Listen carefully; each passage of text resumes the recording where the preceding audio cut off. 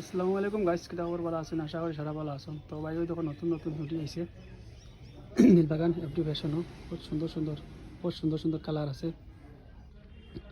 দেখতে পাইরা ওই দেখো বহুত সুন্দর মাল আইছে।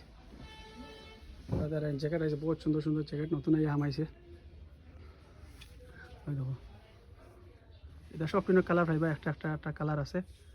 সাইজও তাবো L XL, double XL, triple XL পর্যন্ত তাবো। ধরেন